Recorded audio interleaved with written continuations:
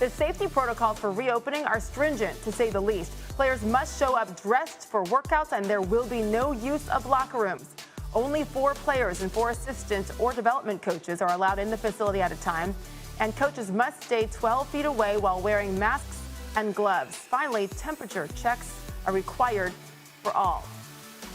For now, we say hello to our NBA insider, Adrian Wojnarowski. And Woj, up until now, the league has said it is not allowing any testing for COVID-19 for anybody that does not have symptoms. But that seems to be changing. Fill us in.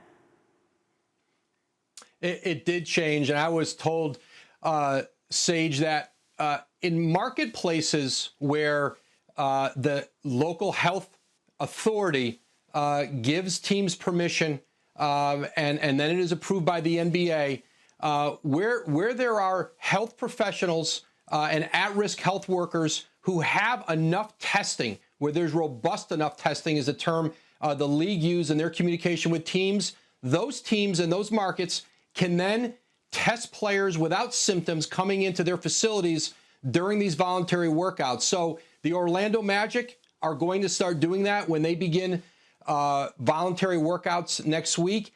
And in Los Angeles, the Lakers and the Clippers, that will be available to them, too, if they choose to test their players coming into the facilities.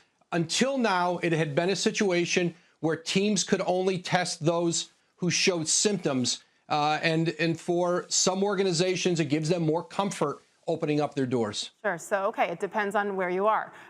2 teams, as we reported, open their facilities for players today, the Cavaliers and the Trailblazers. What are you hearing as far as numbers, Woj? How many players actually decided to show up?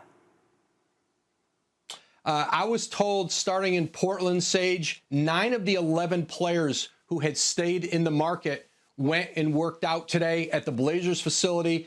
And then in Cleveland, I was told 2 rotations of 3 players each. And the common thread I got from both organizations today was that it was clear that their players really liked being back in the environment, that there was, there's something of a sanctuary there, and to be back with at least some of their teammates, even at a distance, they certainly could tell that their players were happy about that. Not sure how much they accomplished basketball-wise. You're pretty limited, but it was a first step for those 2 organizations, and there's others to follow here in the next days and weeks. Yeah, I'm sure it was like a reunion for some of these guys. They just had to comply with the social distancing rules, of course.